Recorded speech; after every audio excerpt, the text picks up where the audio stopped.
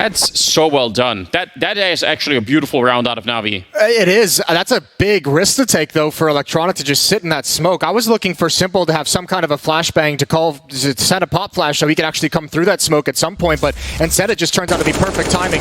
This kill is so helpful. Distracts them so Edward can add on top, and Electronic with a very fast flank twice in the round. Those are ways. I mean, that's a clever. I mean, that's going to catch Astralis off guard. That's kind of what I just mentioned right before that. Is those kinds of random plays that not really expected, that you can't read coming. No one is going to assume that Electronic is sitting in that smoke on catwalk. No, definitely not. And it's going to add a level of frustration. I mean, maybe not if it happened once, but if it happens, 2 or 3 times over the course of a half, that could definitely get really annoying. So, I like it. Oh, Ooh. I think that was you. He's told to just go away. Well, he's not listening. He's going to go back for more. He adds one on top of it. They know where Dupree is, and Zeus does eventually fall. The wild spray. Should have listened. He should have listened, but he did get one more. Well, 2-3. Na'Vi still, or just now taking the lead. They still have a lot of money on that team to work with. Astralis able to pick up some rifles once again. I'd be curious how they sort of work this out. It's a very sort of classic round out of Astralis, that B split, clearing out catwalk and then, faking a bit of a smoke that like you were going to jump down maybe in CT spawn or something and then back to middle, but they got read so well. Oh, what a timing to go right through it. Zeus wasn't expecting it. Thought the Molotov would keep him at bay for just a little bit longer. Astralis pounce at the opportunity and nothing Na'Vi can do. They have to give up long. They lose control of this, and look at the shift in the defense that's created. The bomb for Astralis immediately as well, understanding the shift that's going to come and already putting the bomb towards the other side of the map. Oh, and that Molotov in the corner, Simple, yeah, he's just going to have to smoke it off. He doesn't know that nobody's holding that angle, so if he tries to run out instead, that could get him killed really quickly. So this should end up being a free round for Astralis. I think Na'Vi is just going to end up stacking this A bomb site or keeping this stack alive, never trying to rotate anyone back towards B. Astralis is going to find an open site, an easy plant, and Na'Vi's not going to go for it. Playing the economy game, they're going to preserve what they have. Yeah, maybe if the AWP had been, looking B, maybe they could have caught someone jumping past, and it would have been a 4-on-4, I guess. Still wouldn't have been really possible, I think. I really like the call. I really like the call from Astralis, just immediately sending the bomb towards the B bomb site, and just saying, just being very convincing with it. A lot of times you'll see that pick will come out, and teams will stay in their default for an extra 20 seconds, and they'll kind of wait and see if there's a reaction. Astralis just saying, you know what, let's rotate everyone over. At least that mid player is going to cheat towards A little bit more after that long control goes away. So even if Astralis encounters some kind of defense, likely it's only just the one player. And now they get to play soccer or football, whatever you want to call it. Soccer, Moses. Okay. I don't care. I really just can't get invested into that argument. But my life is. It's just not worth it, is it? There's already life's too short, Anders. Yeah, it definitely is. So we'll just leave it at that. That timing on the flashbang and smoke over it long. That is sort of a play that is done in like all of 2 seconds. I bet you a lot more than 2 seconds went into researching the timing for that. I think that seems to me like a play that was pretty well orchestrated, and that you sort of have to have a feeling that the timing is going to work out like that. With how many people are there and how they react and stuff like that. We're seeing that more and more recently as teams really messing with the timing of Molotovs, willing to run through 2 seconds on the offense to get a jump, to really kind of throw off the defensive timing of feeling like that Molotov's going to keep them safe. That time, obviously, a smoke is used, which is a big help as well. So, Astralis going through the motion, clearing out close mid, spam, Molotov, and HE grenade. Doesn't yield a kill, but lets him know that part of the map doesn't have any danger in it. Now towards catwalk we go, and this is all happening very, very fast. This is going to give Astralis a decent amount of map control with over a minute on the clock. So are they actually going to go for the split this time? Because last time that particular smoke was just a setup for the B split. Maybe they could try and run a variation of it. There's a little bit of a gap there that Dupree's trying to look through. Zeus probably will get flashed all the way out of that position if they really come for him, but yeah, it might actually be an A split finally. Ooh. One thing Astralis does very good on this map, though, is they're so good. Frequently you'll see Glaive playing on his own, gathering information for the rest of his team. Often he does it over towards catwalk, jumping over the smoke, trying to find the railing player, trying to see if there's someone at car. Not this round. A lot of bodies. Question is simple. How does he manage his attention? He's got to worry about Long as well, but he's got to support this A bomb site. There is a lurk and Zipnix to eliminate that player, and this might force him to turn around. Electronic does fall. Simple has to be cautious. Oh God, that's one bullet away from Electronic getting a double, and Dupree lives with 4 health to take down Simple, and Meg is going to drop Zeus, and just like that, 2 versus 2 with about 10 seconds left. Bomb planted. Well, kind of for Long, but not all the way. I wonder if that's going to be a problem at the end of this round.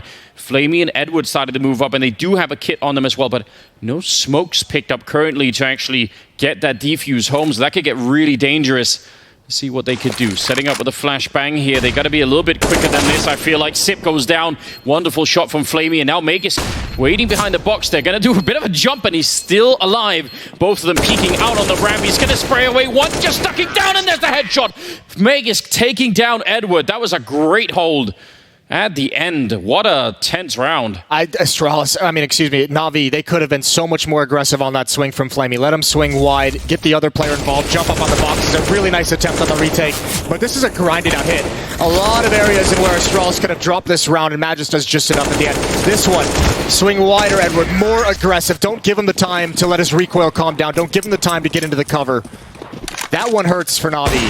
I've got to say as well, the fact that Electronic missed the kill on Dupree with 4 health, and then Dupree gets a double behind it. Like, that's also hard to know that was going to happen. Zipnix as well, able to take his Simple out on the rotation over. Now they're caught in the open. That's not good. They wanted to get towards Catwalk, except they're stuck in no man's land, but just barely winning out in these fights. Great double kill from Zeus.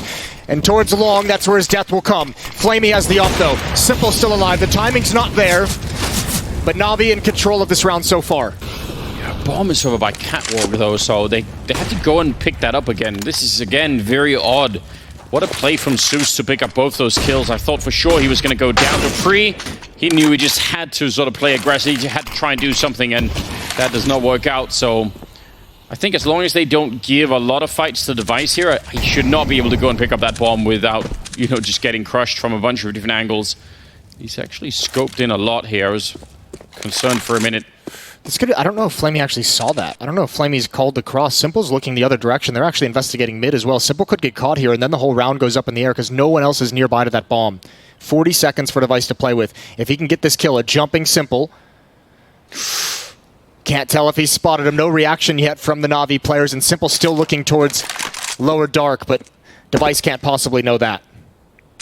It's just trying to find a way. I mean, he's obviously hoping at this point that somebody would come and help him out. Just any little mistake from Na'Vi right now. And there's so late in the round, though. That's the problem. It's now 10 seconds more or less on the clock, and by the time he picks up the bomb and goes back, there's not going to be enough time for him to really do anything. So I really appreciate the attempt, and I think if he'd hit Simple on one of those jumps early on, maybe that would have been it. Yeah, if he'd gotten it, like you said, just a little bit earlier, would have been able to maybe get that plant. Either way, good round from Na'Vi. We're all tied up at 4 apiece. Zeus, the hero in this round. The first kill in the pre-fire as well. They walk right into it. Even though he goes down to Long, that bomb being stuck on Catwalk was really the final blow for Astralis in that round. AWP still on Device, saved from the previous. AKs on Dupree and Magisk. Pistols with utility for Zipnix and Glaive. I thought that was going to be right on him, but this is very competitive. What a refreshing start. Yeah. I was, scared. We were all scared for Na'Vi, weren't we? After that ends game, it was a little bit shocking. This is good to see, though. Maybe a timing push. They're going to go through it, but Simple slowing him down. He's got a double through the smoke. Brilliant spray. And they really don't want any more of that. They've had enough, Moses. They want out. Yeah, that was 1 AK on the ground. You just don't have the weapons to fight for it. So trying to get a little bit fancy, not even fancy, just very simple, but trying to get tricky. Pop flash through that smoke, and I think it just came up at the wrong time for Astralis. Yeah, this time they did not get the correct timing for it, and when that happens, you could definitely see the results of it. Not necessarily the best start to a round. 5 versus 3 is so hard to fight your way back from. I mean, again, you are slightly relying on the fact that Na'Vi might make a mistake, might give you just a little bit of a kill somewhere. Na'Vi has to know that the AWP is still on the board, though, from the last round. Yeah. That's why you're not seeing anyone peek towards mid from the B bomb site. That's why you're not seeing anyone overextend. There's Zeus Finding information out towards the long, but no one exposed to the AWP, which is huge. And eventually, Astralis is just going to bleed players away. Na'Vi will just grind this one out. War of attrition. Oh! Oh, man. Well done, Flamey. I mean, that's obviously incredibly annoying if you're a device on the other side, but yeah. that was good. What do you think you just said? I think you said, like, shooting fish in a barrel. Loved it. Yeah.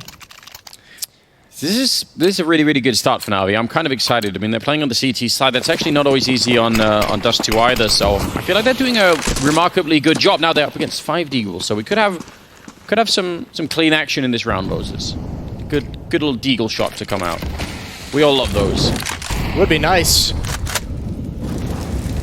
Keep that money low as possible for the Na'Vi side. If you can take some weapons away, not on Zeus. You know, people do that like bottle flip challenge thing. Yeah. Like the 1D is like Counter-Strike's answer to that. Okay. You know, it's just kind of that feeling you get with like how it worked. It's beautiful. You know? Especially when like you inspect it and you get it twirling around the finger and then you get the 1D. Ooh, that's a nice vertical transfer from Edward. All right. 6-4 now, and 3 in a row for Na'Vi. 6 of the last 8 rounds going in the favor of the defense. That is a very good job indeed. Still sticking with the single AWP on the CT side. Don't really necessarily need to go double AWP, but for a while it was the thing, wasn't it? It was the flavor. You don't see this too often. There's not a whole lot of production coming out from the Astralis side. Glaive stuck at 1 kill, Zipnix and Device both on 2, and especially for Device, the AWP has been ineffective. Nade stack, Molotovs are going to come through the flames. Zeus a little bit blind, but he's going to stand his ground at this angle. Knows one is out now, he's going to fall away. That's a good decision, although he's got backup with him. They have to be careful, though. Thankfully, there's no utility on the Astralis side. But if they peek into this, they're going to give a chance over to these pistols to find the kills, but the all reigning supreme. No one swinging out from blue box just yet, and Edward's going to clean house. He's got 3 kills in the round, and Zeus to follow it up. Sprays down the remaining 2. Na'Vi continuing to build a lead, 7-4.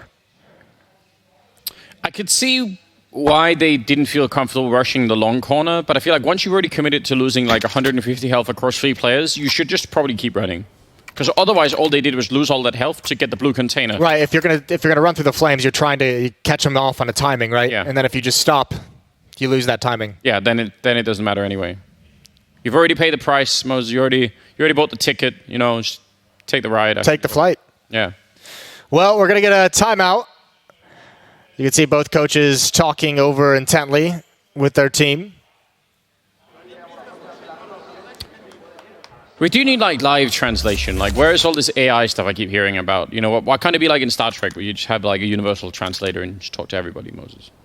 I don't know. Why can't you? I mean, there's a lot of things in Star Trek we don't have. Like, yeah, what would be your favorite thing? I don't know. I've never actually watched Star Trek. I've never seen a single episode, single movie. Shocking. I don't know what the technologies they're working with there. I know what Simple's working with. He's behind the door, in middle. Looked like he wanted to get aggressive, but he's at least going to be able to find and hear some footsteps. Just timing, I think, there for Device, hoping. He's lost the angle a little bit.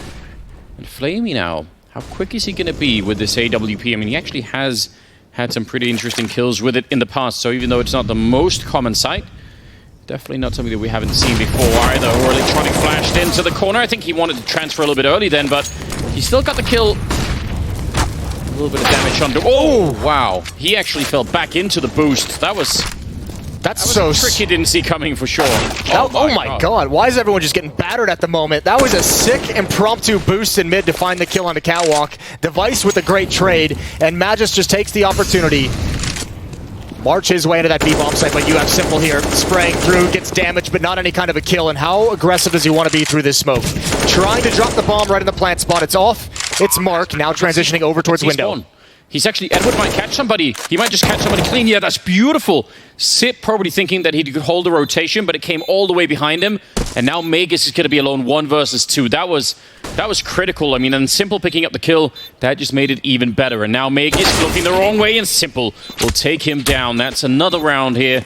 Does have the kit, so 8-4. Wow, what a round. That was a 2-on-3 that they won, and they even did it quickly.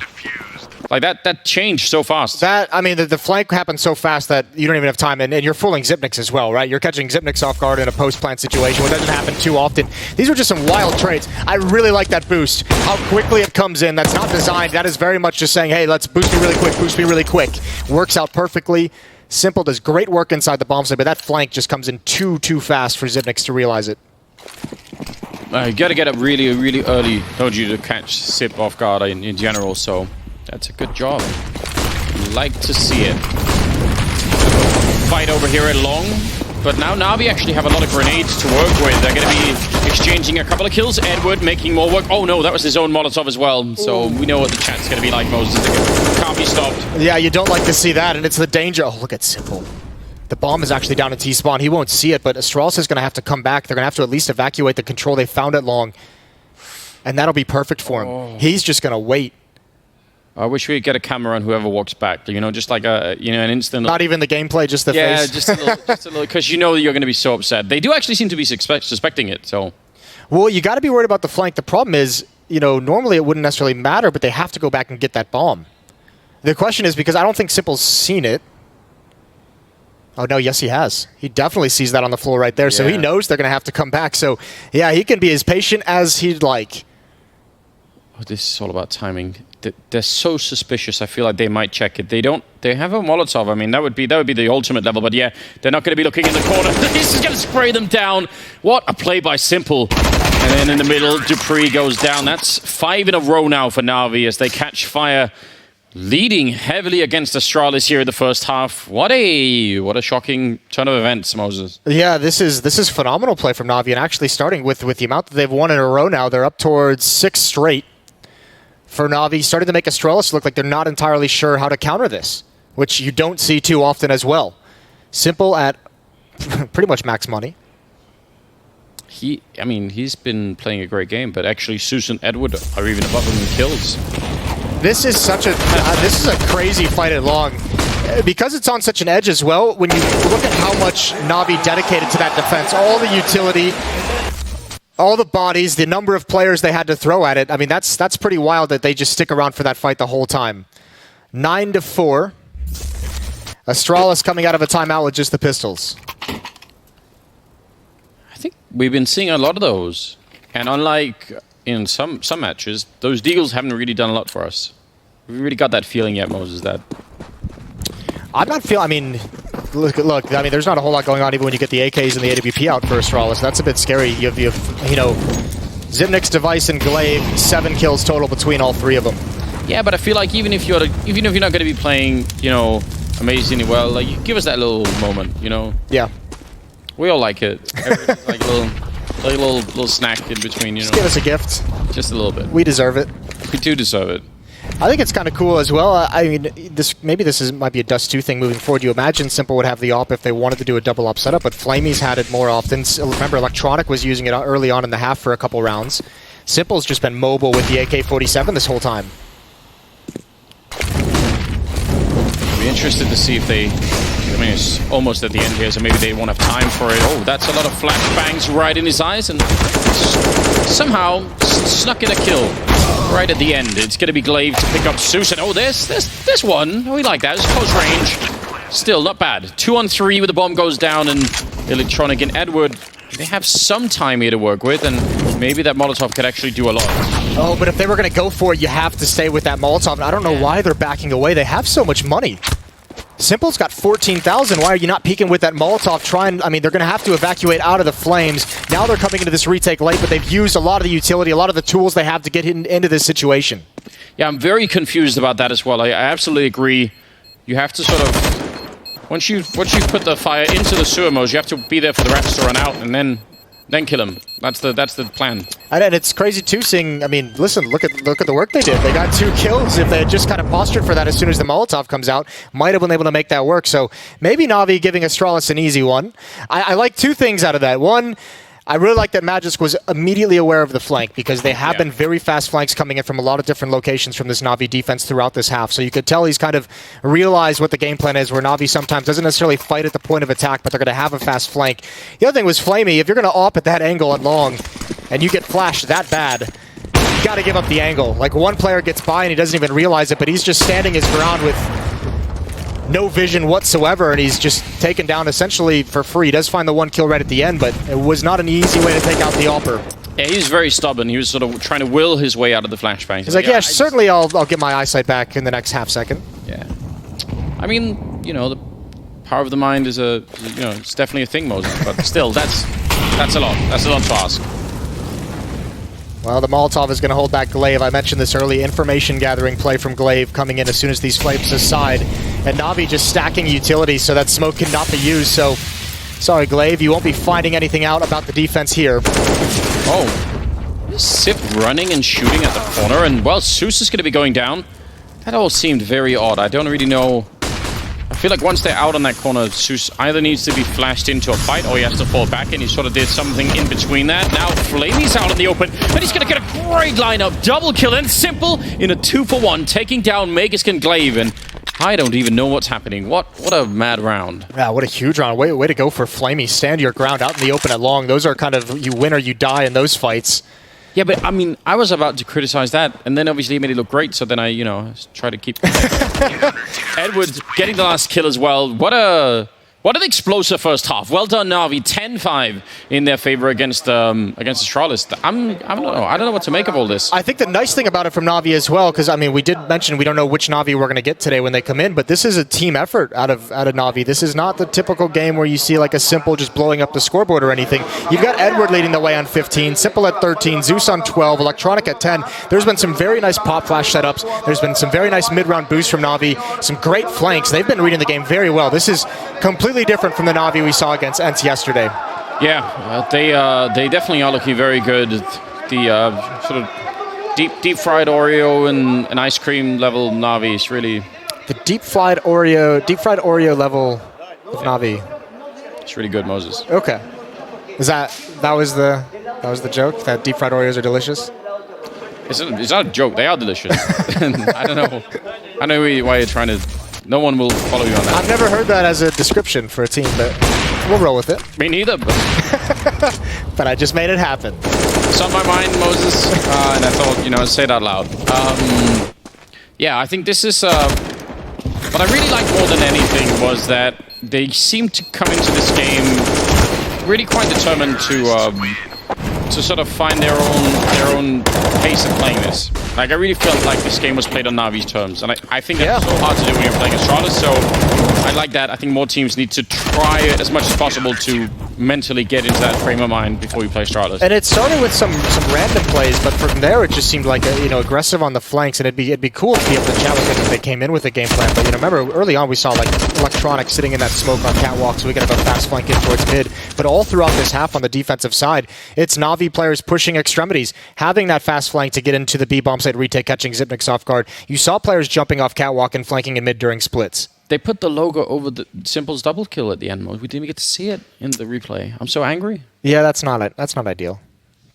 We'll have a chat with production after this. Sit him down. I think it was intentional. He was trying to bait us, trying to troll us. Censoring the... Yeah, it was too graphic. He couldn't handle it. For the younger audience? Well, I think it's gonna be exciting, isn't it, the second half? 10-5. Well, if you're looking for an Astralis player to kind of really step things up, it'd be Xyp9x. He's been phenomenal in Astralis, and we know his skills in the clutch areas, but 2 kills, 37 ADR. That's a very rough half for him. In his defense, we talk about Xyp9x as one of the best clutch players we have. Not a whole lot of scenarios where he had a chance to shine in that regard.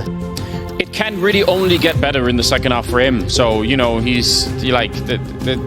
it's almost no chance that second half will be better than first, I feel like. That's good. Yeah? 100% chance? 100%. Is that what you're calling? Yeah, definitely. So he's going to get more than 2 kills in this half. That's what I'm saying. You're taking a big risk. I really believe that. And, sometimes there's a big advantage in finding, sort of rock bottom, Moses. You find that, it's all up from here, Unless you die entirely. Well, unless you discover a new rock bottom, digging even further. Yeah, that could be the other thing. Either way, we'll see if Xyp9x has found it. Astralis down 5-10 after their offensive side of Dust 2. They switch over to defense, and a little bit of a comeback to Mount. 250 long range. Normally the USP, obviously some advantage in the middle, but seems like they don't really want to fight that too seriously. Sort of just scoping each other out a little bit, and the rest of Na'Vi spreading across the map, trying to figure out what's going on, and sort of default setup here, which is all fine. I don't have any objections. Oh dear. He's out. Yeah, Electronic did not expect that whatsoever. Great shot from Glaive. Thins them out. Still susceptible to a split towards this B bomb site or any play out mid. The entire defense at A. 3 players stacked up towards long. A pretty default setup for that defense. Leaves B a bit weak, but there are 2 players in there. Pre and Mages to defend. Really trying to use this P250 on Simple to sort of snipe away at somebody, and they're not really been given almost any chances. So obviously they can't wait forever for somebody to present themselves. Eventually they're going to have to do something. Well, they have the smoke and they have the flash, and now they have Edward in position in upper dark. So now they can attack this B bomb site, and they're going to walk their way in, so it's slowing down the pace.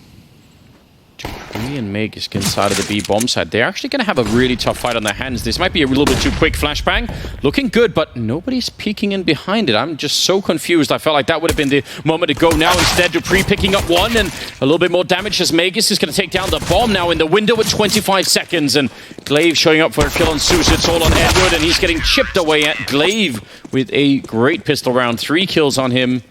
None on Zip, but they won the round.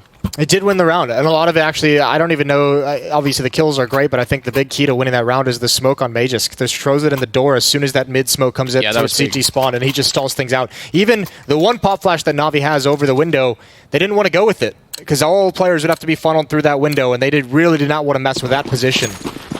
And maybe punished for not being pulled, but either way, great utility from Magus in that B bomb site. I feel like just like with EDK, you know, once you go in, Mose, you really go in. You got to go in hard. Yeah, I think there's no like tiptoeing around outside of the window. I don't like it. Like, sure, if the flashbang didn't flash everyone, you probably just getting funneled. But at the same time, if it does, then you just got to trust that it worked, right? Yeah, trust. I think that's a big thing, Moses. We need more of that. 10-6, Na'Vi looking for a run boost. It is with Glocks, so there's a limit to how excited we can get, but we'll try our best. It always does look fun. Oh dear. Oh my god, he's barely even airborne, was he? Not the best execution.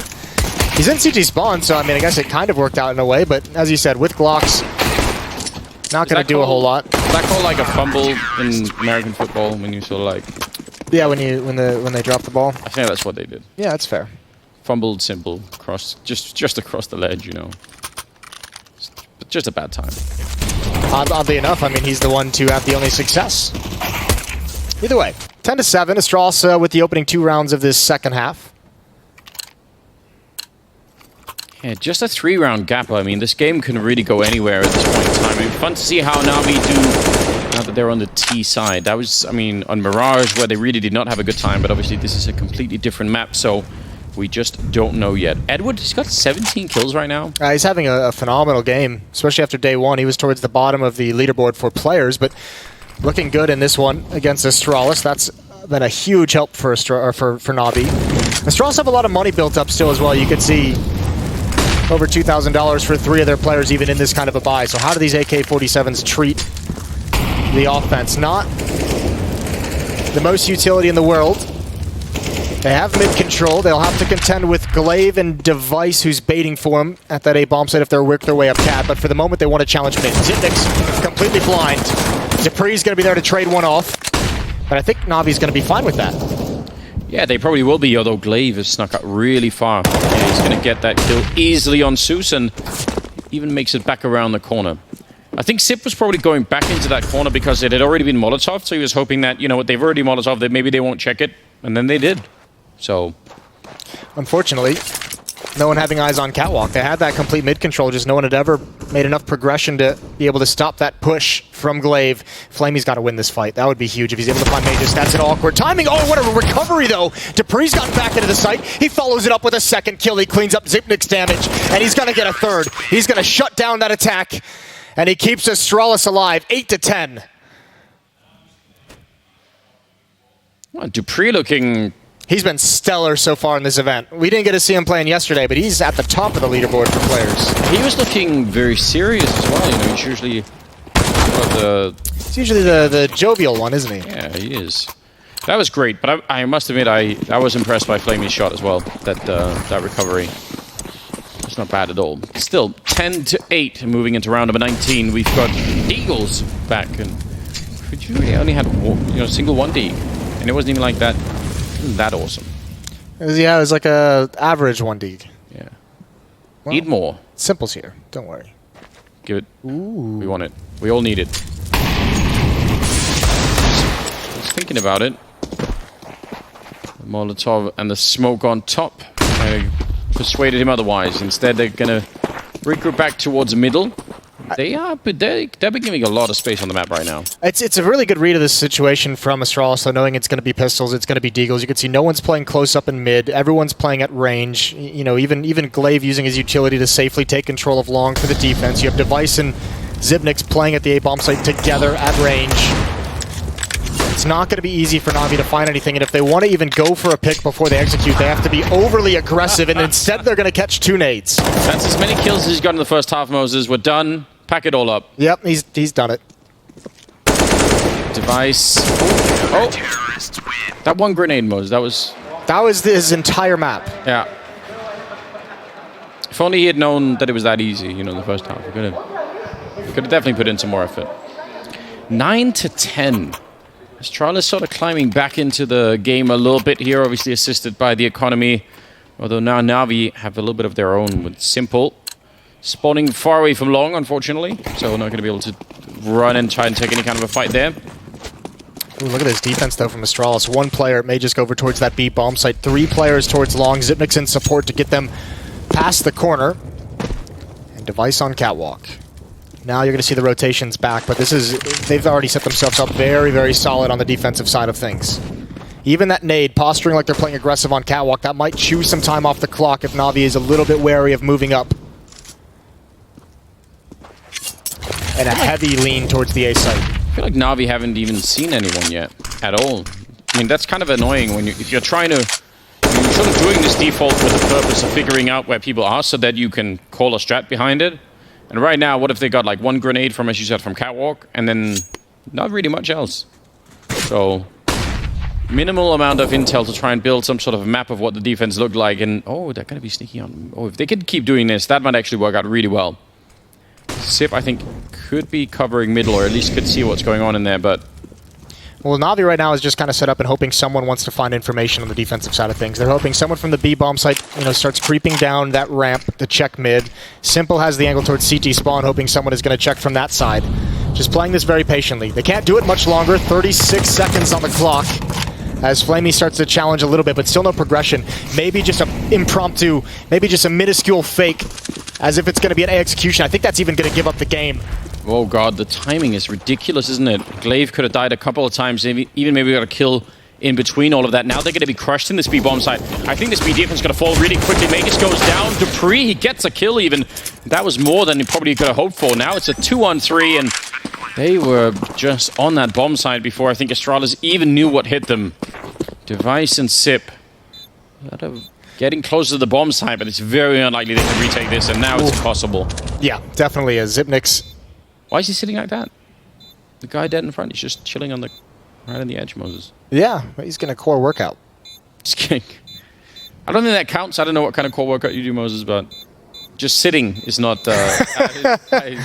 Well, he's got... I realize you are American and everything, but, Maybe he's got those... What are those, like, little electrodes you attach to it? You have all the infomercials. It shocks your abs into becoming muscles. Those definitely work. Yeah. Absolutely. It's just... The only reason everyone doesn't have them is because not enough people have heard of them. Otherwise, like, not enough people like getting things for free. Let's invent one for esports. Like you put them on your hand, and then you play the game with them, and increases your dexterity. Yeah, I would love that. Well, that's the kind of round that you're going to get if you don't ever know it's coming, because those B defenders were super uncomfortable. Magisk, I mean, they were right outside that window, and he didn't even realize it. He kind of found it just a little bit too late. Device trying to manage his attention between window and the B tunnels. Na'Vi had all the ground in the world. Part of that due to the timing, as you mentioned, as Glaive coming through the smoke. 11-9 as Na'Vi puts their first round of the second half on the board. Yeah, that's a bit rough. We don't really know if that's a pattern yet. It could just be that they were a little bit slow to start in the second half. But obviously, if it's going to continue like this, Astralis will win the game. So, we need some consecutive rounds here out of the Na'Vi team. They've put on so much work already in the first half. So it'd be nice to see them be able to finish it a little bit here. Definitely what they're looking for as well. Oh, they just ran right past the boost. So Electronic he's made it past, but his teammate just not able to make it that far. That's a shame. Look how much it slows it down. You could tell they wanted to be fast. They had players ready at long to explode at some kind of a timing, and now they just want to give it up. Electronic's able to cross past that boost because of the flashbang, but as you mentioned, his teammate not as lucky. Now here comes the nade damage. Utility in towards the long cave. And Na'Vi, I mean, Electronic had that great positioning on Catwalk so fast, and he gave that up. Na'Vi was positioned to blow up out of Long Cave, and they gave that up as well. Now coming back to it with all 4 players. Can Dupree actually save Glaive in this pit? He's really quite far away. I don't even think it matters. Look how much utility he's going to have to use on Na'Vi to get out here. Yeah, but they don't have any utility at all on Astralis either. I think Glaive is very much alone. I mean, maybe... Oh, he gets the timing perfectly. I thought for sure they would...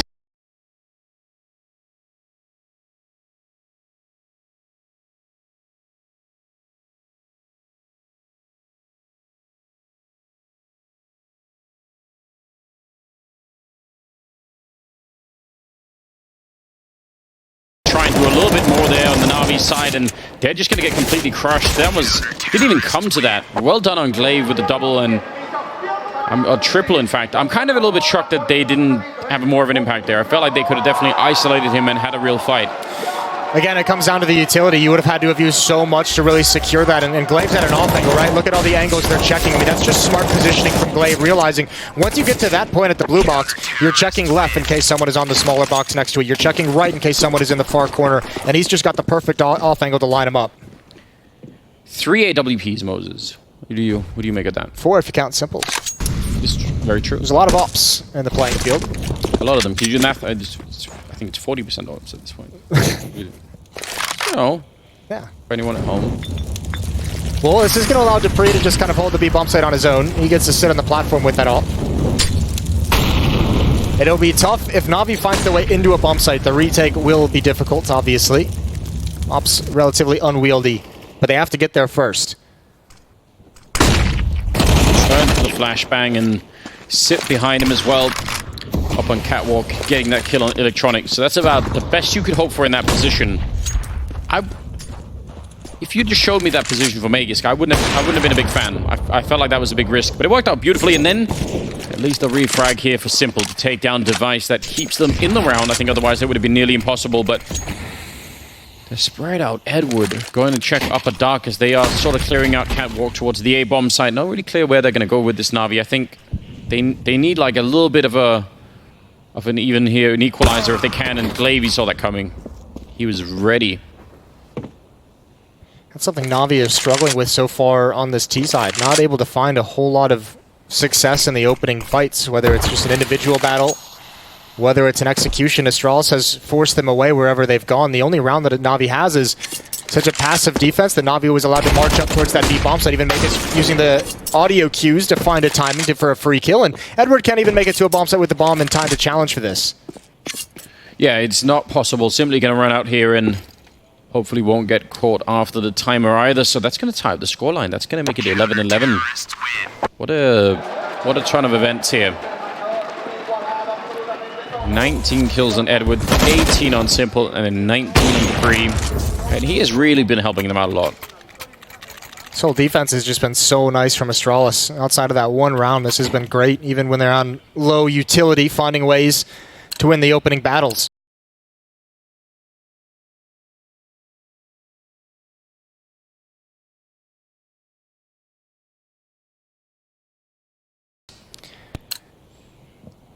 Na'Vi not going to fully invest in this one. You can tell they kind of want the AWP in Simple's hands. He's only bought a Deagle, no armor, no utility. They have the 1 AK still saved up, and they have the full losing bonus as well.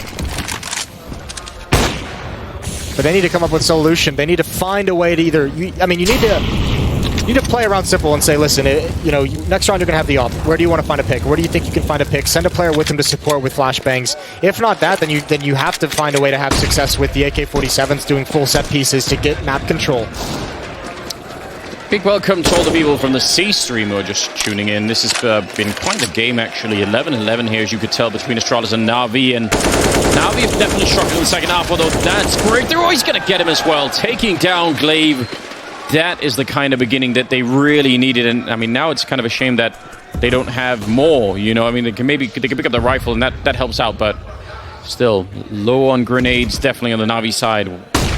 No, but I mean, you have the pick, right? Even if you don't have the weapons to necessarily follow it up and have a whole lot of danger, you have to at least be happy you found that. And again, it's not something they necessarily had to work too hard for. Glaive with the aggressive stance, I mean, not an easy kill to get still, but at least he's in a position where he doesn't have teammates who can help him there. So given a gift, what can you do with it? Convert it, and they need to convert it very soon. 30 seconds left as they push in behind here. I mean, if Magisk does not get found quickly, he could shut this all down. He's going to get the one kill. Edward even threw the smoke to drop him instead. And now alone on the bomb side is Dupree, and he's got everything in front of him with the AWP. This is almost impossible, isn't it? Device is going to pick up one kill. They're inside of the bomb site, and Dupree, he gets a single kill before he's down, and even that might not always have been that easy, so pretty good job there. Molotov onto Edward's position, but the bomb has been planted, and 2-on-2. They actually have a Molotov on Edward. Oh no, that could change a lot. You imagine they're going to wait until the smoke disappears and he'll use the Molotov on the door, and then Astralis will be forced to go in through the window where Simple is waiting at such a tough angle. That smoke is going to be for B tunnels. It's not going to do anything. Molotov coming in now.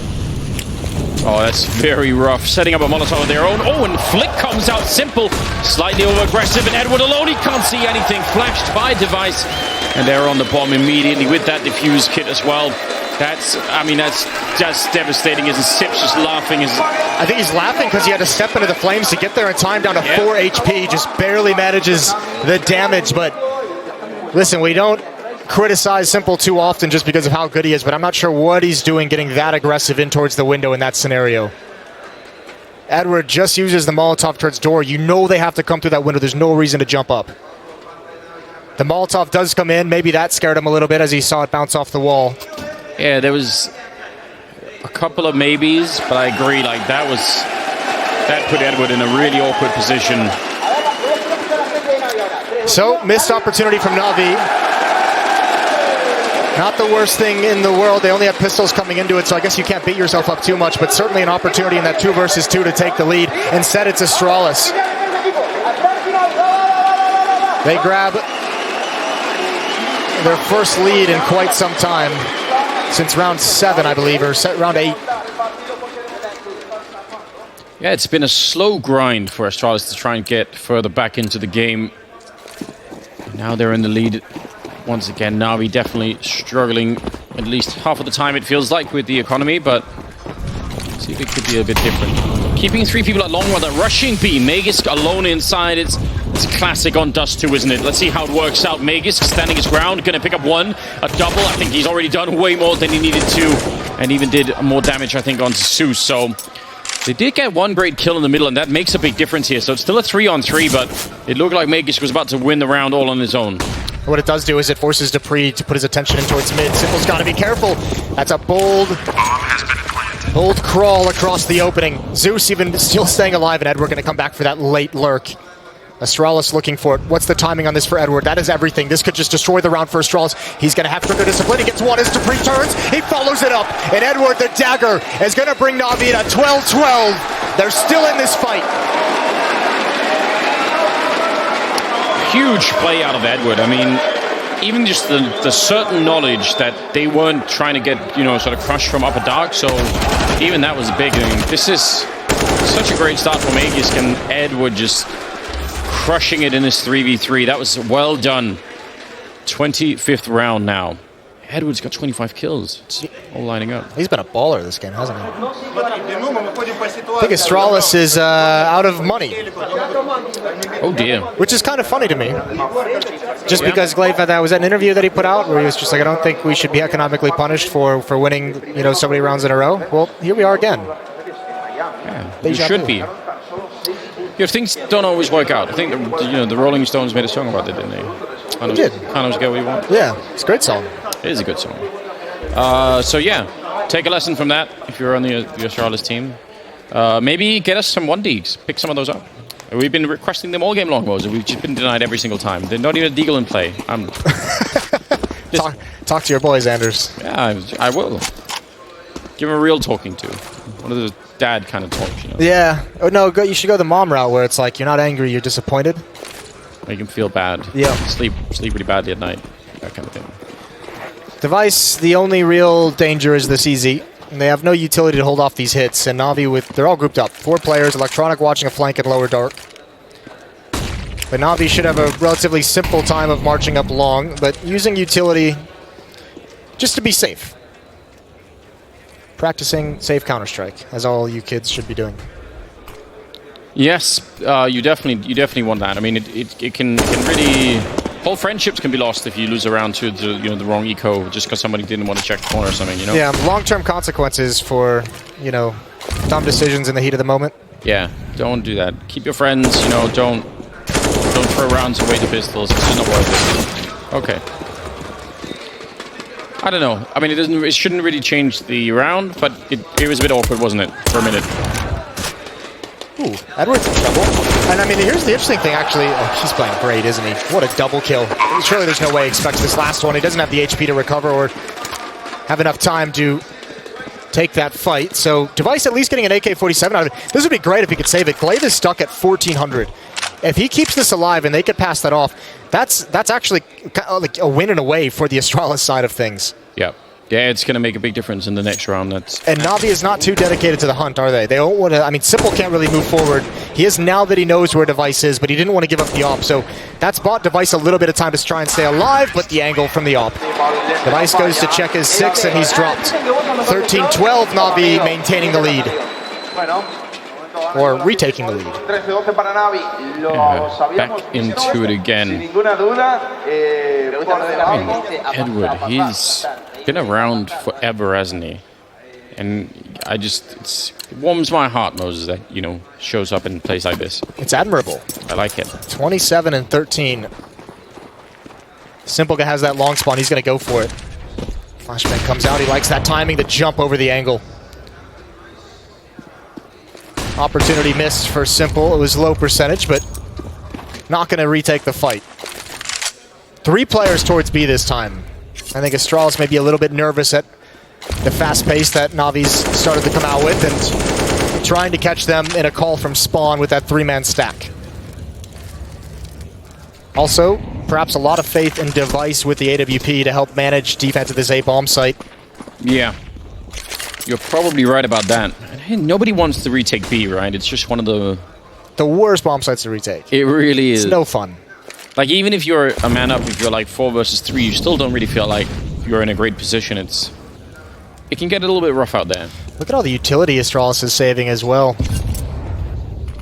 3 smokes deep into the round. Bunch of HEs, 1 Molotov still left, so that's pretty nice. This is going to be B-split, isn't it? It looks like it. It looks like they're going to walk right into the trap. This is a round that worked for them earlier on. Now the tough part might be if Device is going to be aggressive towards spawn, but he's smoked off. Yeah, they're just redoing it, and this time Astralis is ready.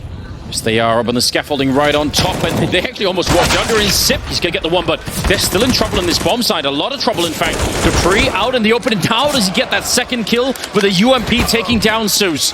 He should have definitely been dead. There were, 3 people in there waiting for him, and now it's on Flamey, tapping away. It's not going to work out. I mean, they had 3 at the B bomb side, so it makes sense that they should win the round. It's just that it didn't look like that was enough. Well, the real problem is here with Zipnix. Once he gets that kill, it should be the alarm bells to Na'Vi saying, okay, he's not a normal B defender. It's usually Dupree, it's usually Magisk. Yeah. I think it's really quick to react, especially when the aggression comes out of the double doors. The other part of that is, I think that was a missed kill, whoever missed that follow-up kill in middle on Dupree. But Simple is looking towards CT spawn. Once that smoke fades, he's there to pick off the one player rotating over from the A bomb site, and his attention is just elsewhere, so he can't help them try and get into the B site. Not a bad defense whatsoever from Astralis to keep us all tied up at 13-13. Electronic putting a little bit of pressure. There's really nothing following it up, so they're going to be quick, aren't they? Out the middle. I don't think they fooled anyone. I think Astralis know that wasn't sort of a real push, and Electronic is still going to be able to pick up Sip, and that's a great beginning. That completely isolates Magus and Dupree over at the bomb site.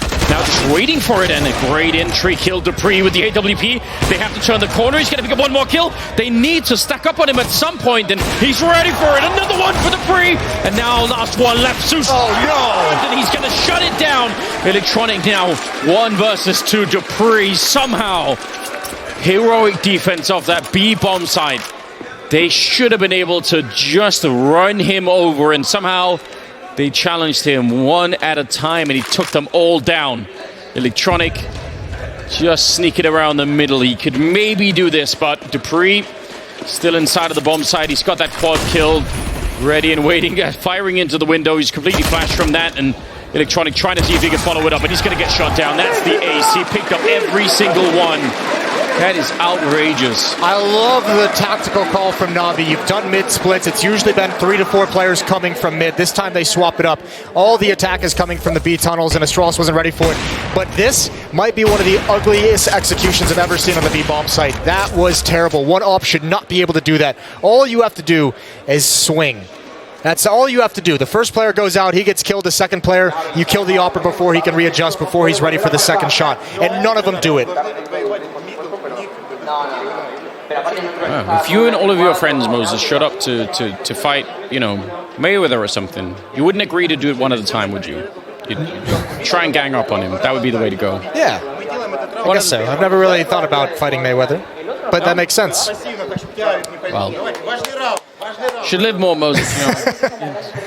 Get that imagination. I'm just astounded at how well Na'Vi has played throughout this game, and then to have that potentially be the deciding round, that breaks my heart. Yeah, it was looking smooth up until that point. They'd set it all up for us. It was terrible. It was terrible. It's harsh language, Moses. You really... I'd like to hold back. I can't. It's just so bad. Let's move on. It's a kind of Counter-Strike Tourette's that you've developed. bad Counter. All right. Round number 28. Oh, falling back. That could have easily been a kill. Sip down to 23. He wasn't feeling comfortable in the fire, and fair play. He almost died. I don't know. I mean, that's an opportunity in that last round that Na'Vi might not get again in this game. No, I mean, imagine they could be up 14-13, and they could be up in a situation where Astralis doesn't have a whole lot of money to buy. Instead, they're here. In a half where they've struggled so much to find early success. Down 1 round. More utility, more pressure towards mid, and you can't fault them. This is where they've had the most success, is with these B splits, so why not at least posture like you're going to do it? You're drawing Xipnix and CT spawn close over. He just lost the fight. And Electronic, I think he's just going to wait until some pressure applied towards A. But Na'Vi's got to do that quick to give him the time. This is what he did on Catwalk when they were on the CT side. He's developed this style, and now he's going to run for it. Somehow Sip is ready. He just needed a single bullet, I think, as well, and Sip would have been gone, so could have definitely done a device to pick up a kill there. And now, again, they're slowing down, and they're being sort of funneled into this very awkward fight. Simple will take down Device, and the bomb actually might go down. It will go down here. There's a chance right now. It's all on Zeus. He needs to be so impressive in this scenario, and he has a chance for a double kill. If he can get Dupree, Xipnix does not want to go next. Here comes Madness to turn the corner, and Zeus can't handle it. Gonna get the 1 kill in there. Still a 2-on-3. The bomb has not been ticking for that long. Simple, close range here with the AWP there. Trying to get in from every angle. He goes down, and now it's all on Edward. And he has been playing well, but that is too much to ask for, and he's going to be going down as well. And that is 15 for Astralis. So best they can do now is tie up the game. Share the points here for Na'Vi. I mean... That round's just mismanaged utility. They used all their nades to set up that kind of a fake of a mid to B split to get Electronic in that scenario. What they needed was a little bit more to throw towards that 8 bomb site so Xyp9x's attention gets pulled away. They needed him to look in the other direction to make that play from Electronic work, and there was no pressure applied towards A because they didn't have any utility. They know they'd be facing Device with the AWP. Without flashbangs, that's just a death sentence. 13-15, Astralis. They've been beaten up during stretches of this game, but still finding a way to have the advantage, to have a chance to close out this map. 2 chances to close out this map. They'd move on to 3-0. Na'Vi would move to 1-2. Yeah, they're not a good position to be in at all, right? Tying up the game right now could actually make a really big difference for Na'Vi a little bit later on. I'm kind of shocked that they haven't been able to turn this. They were just looking so good. What feels really odd to me is that they seemed much more dynamic and alive on the CT side, where normally that's kind of where you have a hard time playing more freely. And then on the T side, they seem way more rigid, and they seem like they're not really sure what to do. Device not going to be able to pick up that kill, but wants to make sure he's not getting run down either. I don't know how you find an entry here. I guess you give Simple the time to find a pick. 55 seconds left in the round. Remember, they had trouble with their utility. Oh my god. Electronic. Well, someone's spanked. Yeah, there's a mole on the team. There is absolutely. It's been paid off, hasn't he? Imagine TKing the best player in the world. Look at Glaive. He's sneaking out behind him. He's absolutely heartless, isn't he? Doesn't care that this is their one chance. He's just going to be pushing up behind them as they're pushing in towards Catwalk. Now, 30 seconds. Missed chance here for Device, but he's going to get the follow-up, taking down Edward. And Glaive firing that gun a bit earlier. So they're just getting picked off. Device, 3 kills to his name before he goes down. And Flamey gets over on 16-13. That's Astralis take down Na'Vi on Dust 2 here. I mean, Na'Vi played way better than we've seen for a long time, and it wasn't enough. We needed more out of them. Yeah, we really did need more. I mean, that was such a good game put together by Na'Vi for a certain stretch, and then just dropping the ball right at the end. That's heartbreaking. And I feel a little bit bad because they had everything they needed. They had the great first half. They had a great performance from Edward. Simple was up there fragging, and just right at the end of that T side, when they had the opportunities, they let them slip away. And Astralis is always going to maximize on that. So tough break for Na'Vi down the stretch, but a good game from them overall. We're going to head to a break, and we'll be right back. That was all the analysts we were talking earlier on today. People are really excited to see you guys compete every single time. That must be really good for you as well to know that everyone's very excited for you to.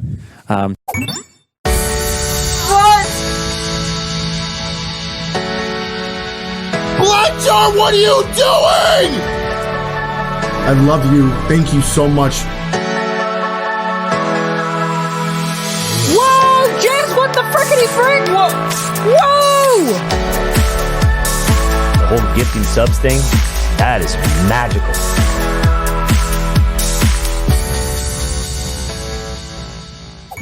Be an advantage going into this as well. What do you guys think, Stewie? Sorry, I missed your question. No, that's fine. That's fine. People often do. They ignore me all the time. No, that's why I wear loud shirts like this, hoping people will have attention. Do you rate this? Is it awful? It's great, dude. I think it looks great. Good, man. Thanks, man. I appreciate it. I get a little, turn. Kind of looks like underwear. 12. The back's the same as the front. The back's the same as the front. It kind of matches your shoes a bit, Thanks very much. What's going on? Tie-dye. Apparently it's in this year. What do you know? Socks. It's coming back. Those are flowers on them. Ooh. Thank you for noticing. I'm like a peacock. You see my feathers? Thanks very much. What was the question? We've got loads of questions coming in from you guys as well on Twitter. What do you think if you compete against the likes of Astralis again this time around? Will strats change? Will things go exactly as planned? How are things going to work out for you guys this time around? I think personally we'll be able to handle fatigue a lot better this time. Yeah. Last time we got really tired. We did play 6 maps in one day, and that's a lot of Counter-Strike. Yeah, and I think this time around we'll be able to keep the energy up and fight through it. Yeah. Plus the crowd will be guaranteed to be on your side as well, which definitely helps. Yeah, of course. Yeah, definitely helps. Let's get some Twitter questions up as well, if that's okay, guys, and we can start asking these. We have Philip says, do you guys watch Game of Thrones? Of course. Of course, man. Yeah. Of course. And that's the guy who watches all type of shows. Yeah. Do you? I mean, season 7 starts. Or is it season 8? Season 8. I think season 8. The last season. Season 4. Yeah. Kicks off Sunday. I think it's Sunday. It kicks off. Yeah. Do you? I mean, as a team, do you have obviously you're traveling together loads, working together loads, living together loads? Do you tend to watch the same kind of stuff? You kind of have your separate tastes. How does it work? I think we have different tastes. We watch, things that we prefer. Yeah. But the one thing that we did watch together is Black Mirror. Dude, did you do Bandersnatch? Yeah, that's course. what we did. Yeah. Did you do every single outcome to kind of find the? We did. I mean, we played it for 3 hours. Yeah. I think we found every outcome possible. Yeah. You wouldn't believe the things you were hearing.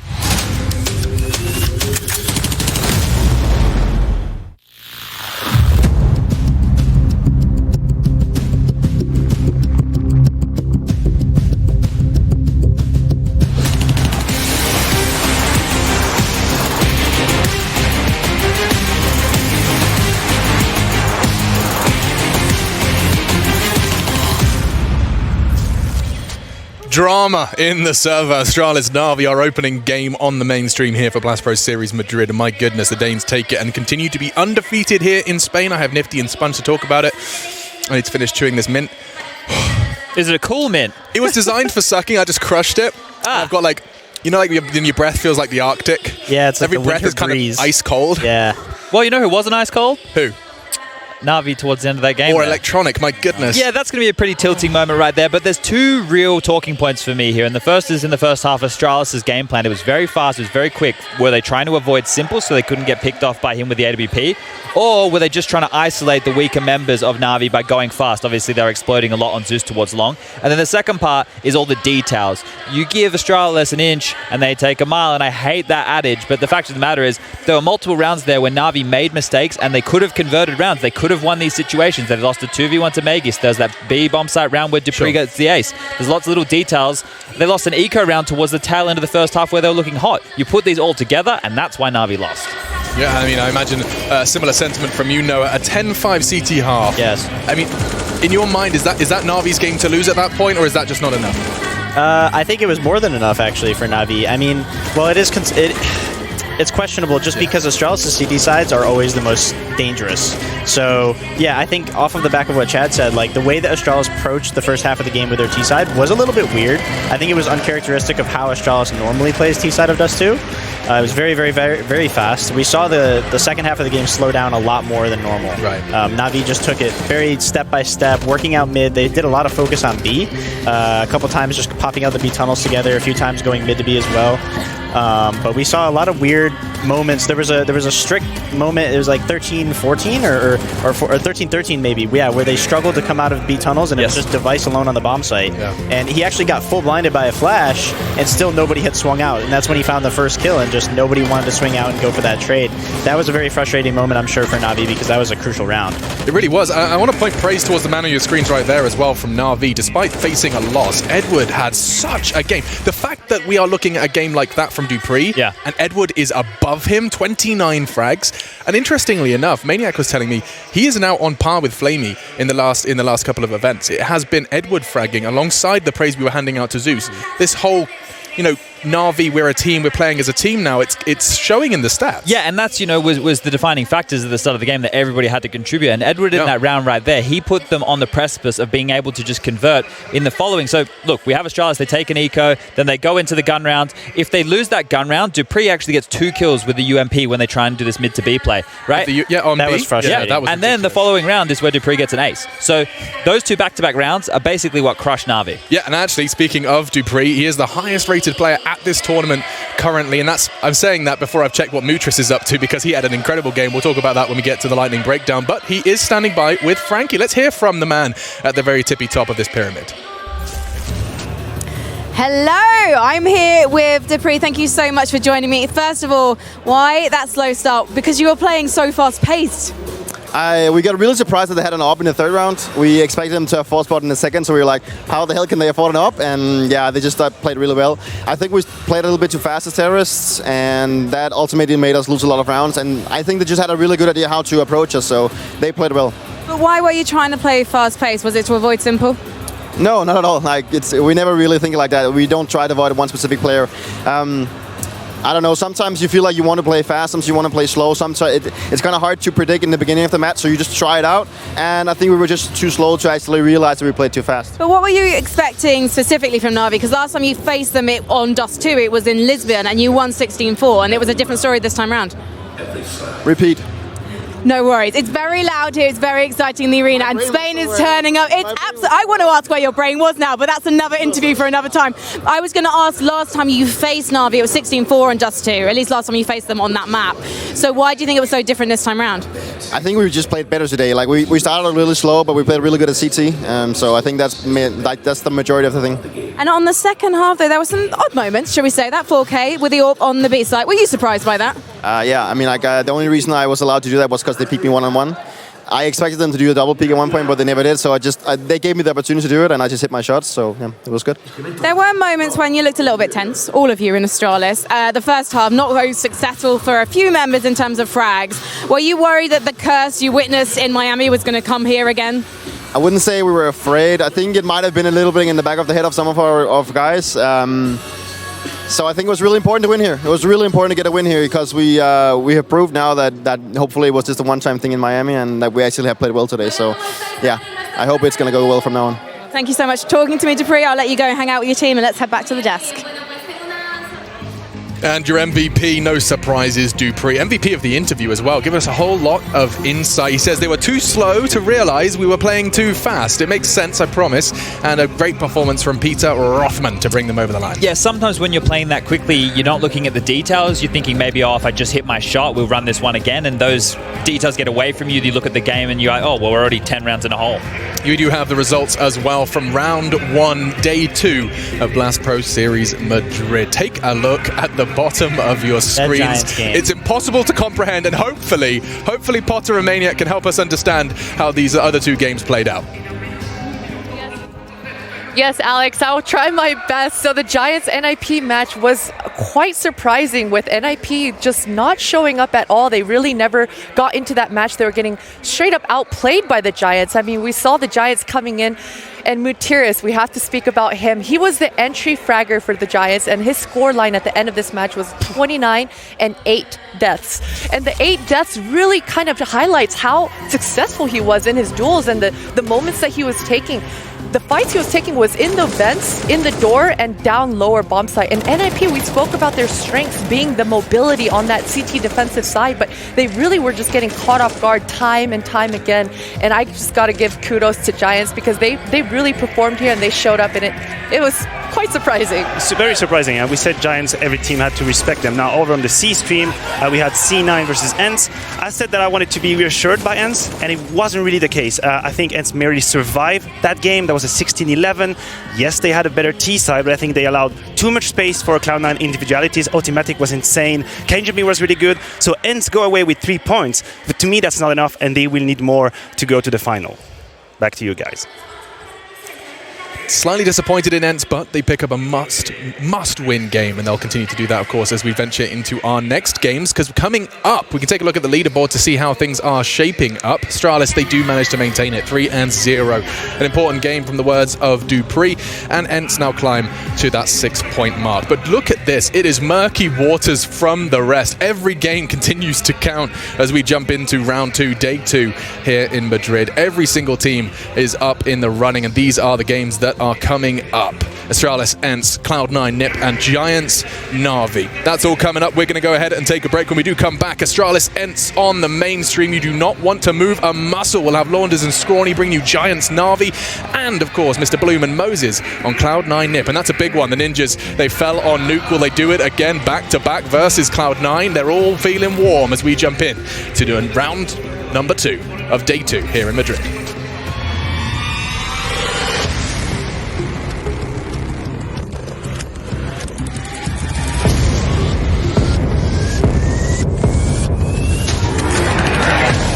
It's loud. It's insane. Oh!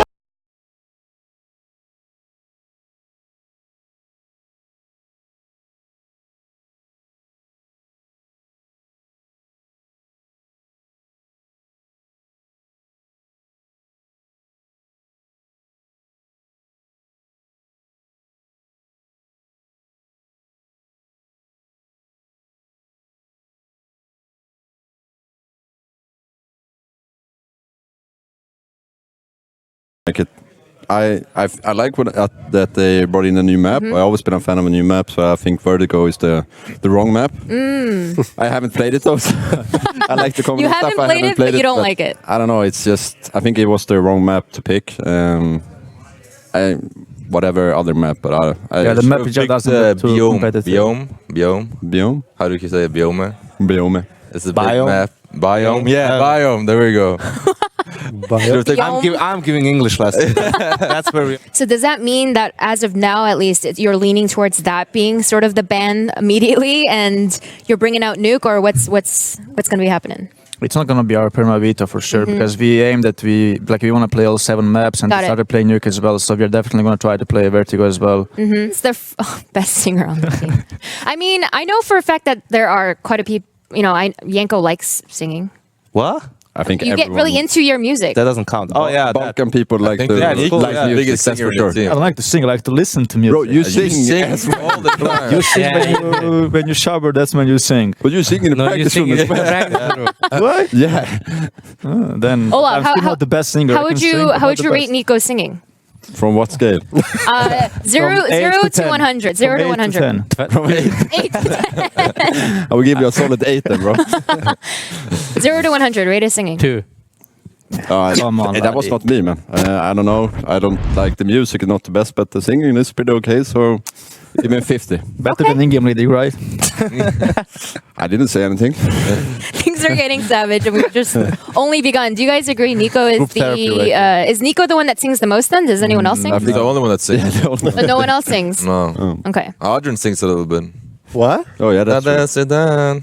Yeah, it was like 2 years ago.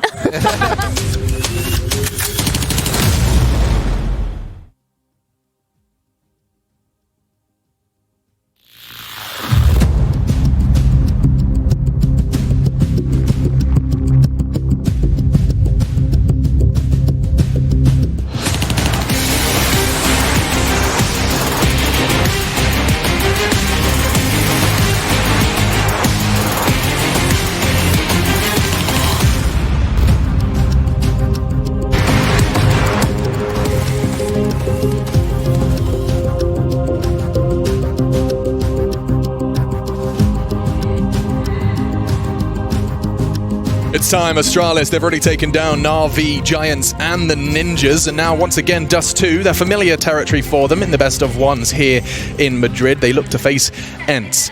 To hopefully discuss this one and understand it a little bit better, I'm joined by Potter and Maniac, fresh from their lightning breakdown. I just love the words lightning breakdown. Does it not just make you feel badass every time you're a part of it? Yeah, I kind of like it. Yeah, it's not bad. It's not bad at all. We do have a schedule for anyone that's unfamiliar with how things are shaping up here. You guys, of course, are going to have 3 streams thrown in your face simultaneously. We're going to be giving you the lion's share of Astralis Ents, and of course we have some very handsome chaps who'll be covering Cloud9 Nip and Giants Na'Vi. But I mean, the game at hand, this does seem very interesting. Ents, they seem to be on a very confusing level. We don't quite understand it, and we're going to be covering it here with myself, Maniac, and Potter. But before we get into any of that, the other games, let's quickly cover them over at the Lightning Breakdown. It feels good to say it's Nifty and Sponge.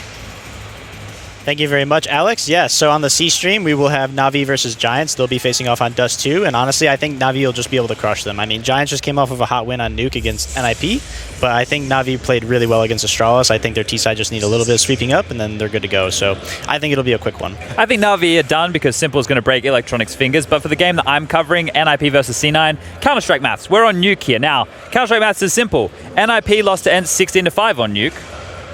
Cloud9 lost to Ents 16-11. So Cloud9 clearly are going to beat Ents. Anyway, Alex, you have beautiful eyes. I love your smile. Back to you on the desk. You goddamn sweetheart. Thank you so much, fellas. And I look forward to hearing your thoughts once we do conclude those games and, of course, break it down. That's Mr. Bardolph and DDK who are going to be casting this game, but I'm still joined by Potter and Maniac. So my first question to you is regarding Ents. I'm looking at their results, and I'm baffled. We talked about their online underperformances. 16-4 versus Na'Vi, jumping straight into a 5-16 loss versus Nip. What's your take on it? Yeah, it's a tough, right? It's tough to analyze and make sense of. I think maybe that win against Na'Vi gave them a false sense of, confidence, thinking that's okay, guys, we got it. And that's Counter-Strike, that's the highest level. As soon as you drop your energy a little bit, you get punished by it. So maybe that NIP slap in the face was needed for ENCE to come back. But that game against Cloud9, yes, they won, but it wasn't very convincing. I don't think that ENCE can beat that Astralis. It definitely wasn't. And, we have been seeing a little wishy-washy of ENCE. I mean, their Mirage performance was so spectacular. They had such nice set pieces on their T side, and their approach to the Mirage was spot on. I mean, they really destroyed Na'Vi in that match. And so I think that maybe it has to do with their preparation. I think that they're maybe tunnel visioning on what their goals are, and perhaps they're getting thrown a loop and they are not really prepared for that. What's your take on the potential of, once you get to a level that ENCE has managed to forge their way through this year, you start focusing so much on the teams above you that you forget about those below? Is that a conversation worth having? I absolutely agree with that. I mean, the types of teams and the play styles that you're faced off against in the top 10 teams in the world. That is a tongue twister. is very different than the bottom 20 teams. And it's a very different approach. It's a more methodical, slower style. And we saw Giants showing exactly why an underdog team can be so dangerous. They're scrappy. They have nothing to lose. The pressure is not on them. And so they're going to take duels and fights that maybe isn't so conventional for a team like Astralis to take. And this really takes teams off guard. I mean, we saw NIP getting caught off guard so many times. They really didn't get a lot of advantageous duels on their end, and that's really kudos to Giants and how they prepared. I mean, you spend so much time adjusting a map to dice with Astralis, Na'Vi, Liquid. Perhaps those adjustments don't land well versus teams like your Giants and we'll see, versus Absolutely, and what is very difficult for ENCE is I think they are still a little bit in limbo in the leagues and the LANs they play too. Sometimes they will face MDL, they will play against teams who are not top tier Counter-Strike. They come here, then they face Astralis, then Giants, and the type of Counter-Strike that you need to prepare is completely different. The level of preparation you can put into it, the information you have. For Astralis, tons of information. Giants, a little bit less. The game style that you have, is it going to work against Astralis? Maybe. Against Giants, you might expect something else. So it's very difficult for ENCE, like dancing a little bit like flamenco style between two areas.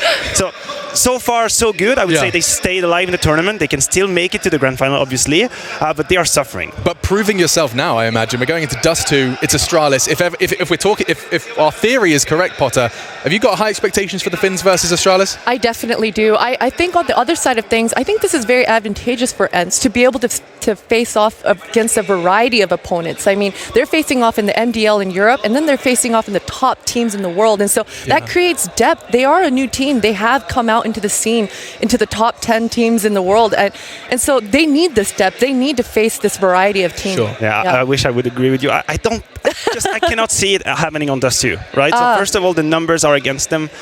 Dust 2 is one of these maps where ENCE are playing just like a normal team. Other maps, you would say they are one step ahead, tactically speaking. The train, the knock, the overpass. But Dust 2, they're just a regular team. And I think it puts too much pressure on players. Yes, Arle, he was lights out on Mirage. 28, 29 frags on the first day. If you tell me now he will have that same performance, then okay, sure, why not? I think it's too big of a task to ask for one man to step up like that, and he will be key, because he will need to challenge that middle area with the AWP. If he doesn't do it, I think ENCE will just completely crumble. It definitely is, but I mean, dupreeh has been saving Astralis time and time again alone. Device has been pretty absent this tournament. Yesterday we saw him on Dust 2, very quiet, and today as well on Dust 2, very quiet. We've got Dust 2 coming up here, and Alu's been on fire, and so if Device doesn't pick it up, actually, it's going to be tricky. I mean, Blast Pro Series Sao Paulo, it was the closest ENCE have ever come to beating Astralis, 16-14. So, I mean, there's potential. I do feel like there's whispers in the winds that we could be having a close one here, but the win conditions have been outlined. Let's look at that face-off. I think we did have two players selected. What have we got here? It makes sense. But I mean, this is pretty much what we were talking about, right? Device and Alu, the battle of the snipers. This is how it's going to happen. You pointed out that Device was quiet this tournament. That is true. I think it's a mix of teams trying to avoid him a little bit and then him missing the opportunity whenever he has it. Now Alu, first day, completely outstanding on Mirage, winning game on his own. I fear for Alu because I think the pressure on his shoulder will be too big on Dust 2. I believe that ENCE's win conditions rely solely or almost solely on Alu being able to be aggressive at the beginning of the round, make the difference early. Because if Astralis are able to maintain a 5 versus 5 throughout the first 30 seconds, I think they will just wash off ENCE. Okay, so we need first blood in favour of the Finns for this to be close. For sure. Christine, anything else to add to that list? I'm liking this kind of how on earth would ENCE do it. It seems like first blood is one. Is there anything else you'd add to that list? I mean, shut down Dupree? Shut down Dupree, definitely. And also, I really appreciated ENCE's approach to Mirage on their T side. They had a couple of gimmicky set pieces, and I really hope that we can see something like that on Dust 2, create some conversion, distraction on one side of the map and just explode on the other. These types of plays really bode well for ENCE, and so I'm hoping we can see that here on Dust 2. Bit of a bigger picture question, but just because I'm actually uncertain of the answer, is Dust 2 a map that attributes itself to plays like that, or are we kind of all sorted out? Are we all fixed? It definitely is. I mean, the defense is so spread out on Dust 2. It's actually a very difficult map to be able to play on CT side. You really need to be mobile and spot on your rotations. And so, yes, this is definitely a map that the Ts will have a clear opening once they get an opening kill. And it's just all about spacing, creating space and getting into those bomb sites with the proper utility. And so, yeah, hopefully ENCE delivers on that aspect. Okay, perfect. Thank you so much, you two. It is time for us to jump into game. We have DDK and Bardolph waiting in the wings. It's Astralis versus ENCE. Can they do what Na'Vi couldn't? Let's find out. Indeed, what a great question from Alex there. I think this is a very difficult one to predict, James. Where do you stand? Where are you at? I don't know. I'll tell you after 10 rounds. How about that? After 10 rounds? Yeah. 10 rounds? You do at ECS, basically. That's a fair point. It's very true. That's a fair point. We're not known for our predictions, but that's okay because the action is soon to begin. ENCE and Astralis kicking things off here on Dust 2. And Astralis, they are historically an incredible Dust 2 team, so it's always very enjoyable to watch how they play this one out. But then starting off on the T side, that's what we like to see. A great team for the T-sided movement. Great coordination, great chemistry, great preparedness. But can they take over Catwalk? Because that's where they're looking to go next. 2 players to face here for Astralis towards that mid position. And we'll have Sergey trying to lead the contact there out of the double doors. Keeping those Astralis players honest as they poke and prod, but it is that A bomb site that will be under their attack now here from the short position. Trying to keep them entertained as the main bulk of the players move towards that A bomb site. Device shooting really fast, can't quite get the kill, eventually does on Aerial at the very least. Glaive, can he find some more? Alexi B still in the red. Bomb not getting planted just yet. Lovely one tap onto Alu. And again, it's still low health players, which makes things even worse, but it's all about the headshots in a pistol round. Sergey 1 versus 2, knows where the players are now. He's got a 1 versus 1 of effect. He's not shy. Matt is coming in for support, trying to avoid getting headshots. Sergey moving towards that Gandalf position. Time to reload. The CTs close the distance, but that is to Sergey's advantage as well with the distance of the Glock. There's a big, oh, that's huge from Sergey. Takes out Magisk with the headshot, finishes off Zipex. An unlikely round towards the end there for ENCE, but they do take the pistol round. Yeah, that went from horrendous, looking hopeless, and he's won the round. just like that. Great stuff from Sergey indeed. And X7 as well. It's a quick flurry of Glock bullets there to do the damage. You can never predict a pistol round until, well, you just can't predict it. Now,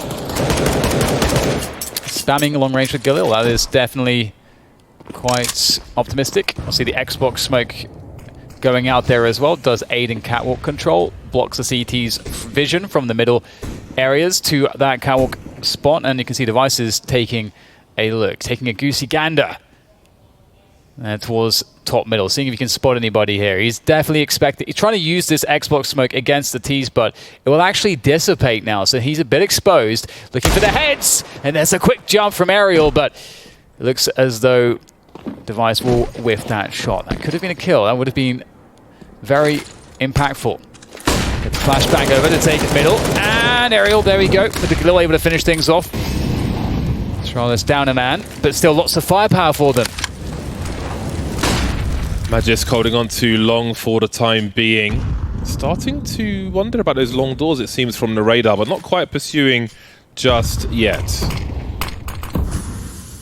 2 scouts for Astralis, 2 pistols. There's plenty of smokes, flashes, and molotovs for ENCE at this point. 45 seconds and the execute begins. They've got such overwhelming numbers coming from this short position. So far, so good with the flashbangs, but there are 2 players to deal with. Device will take out Alexi B.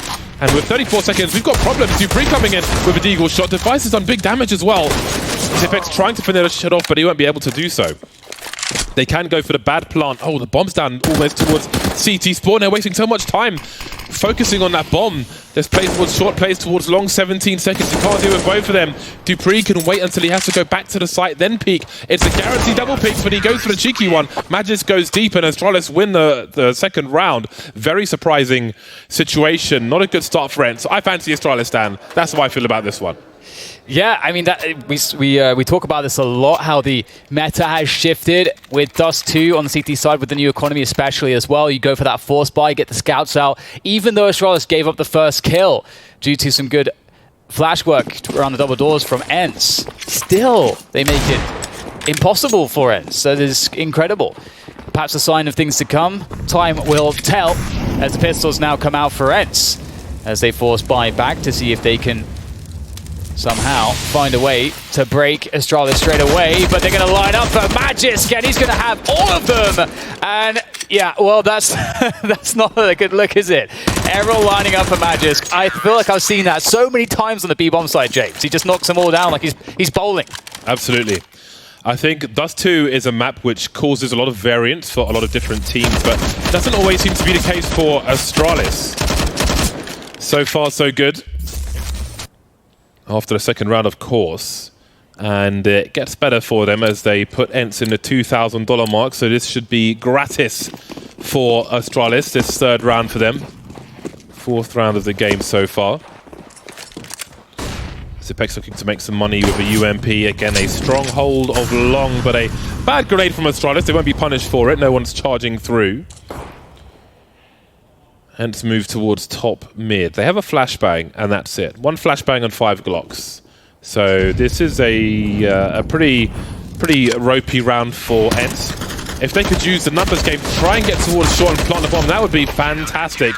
But it won't happen. They won't get anywhere close to it. 3-1 Astralis. I like how, we saw Magisk just taking 4 easy kills down a single choke point on B, and then now we just saw the same with Device on the Org on A. So, right. At least it's they're quick rounds, I suppose. There is that. Quick and painless. Well, probably not painless, but quick at least. So that's something. But here we go.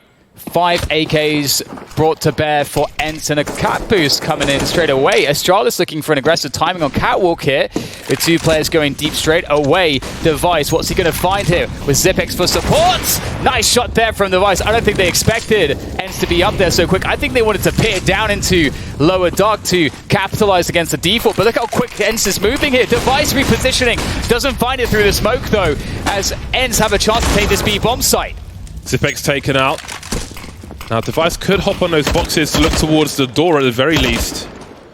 Unless there was a second smoke high. Okay, there he is. Exactly the point. And Magisk can focus on the window for the most part. Got to be aware of the tunnel as well, but there is no flank. But the threat of one will be enough to allow ENCE to take the site and plant the bomb default. An AWP and an AK-47 for the retake unless Device swaps out. Looking for a flank at the moment, and Sergey is there. But Device is crossing late as a second player. The crouch peek with the AWP. Straight in the face for Sergey. X7 doesn't last much longer either. And that will be a 4th round for Astralis. Astralis and retakes on the B bomb site. They are nasty. I have to say, big praise for ENCE to just keep to speed things up. They lose a man on Catwalk, they immediately respond. Drop everyone from Cat down into middle straight away before Astralis can really react. They catch Device as he's repositioning, and he's locked behind smoke, can't really do anything, and ENCE gain position despite losing a player. That was a great adjustment, and it's pretty remarkable that, as you say, Astralis still are able to take that B retake, make it look so easy. But as you say, again, they are notorious for it, and now back on the pistols. ENCE once again looking to see what value they can find. But this is going to be difficult. dupreeh's pulled out the AWP as well. And it will be Catwalk to A for ENCE. And this is a very common way to play around with pistols. And I think that Astralis expect it. And it's better have some flashes for Device, otherwise he's going to eat them up. Nice for Glaive to jump past the long door position. If he just walk peeked or just looked into the angle, almost definitely eating a deagle shot to the jaw, to the face, in the teeth. Ents well equipped, for all things considered, for an execute towards the A-bomb site. Device looking away from a flashbang, avoids the first one. We've got players on the low ground. Zipek's doing its best to spray. We've got two-man support now. Tag, but no frag. Glaive will clean up, however. But that smoke on the site will certainly be helpful.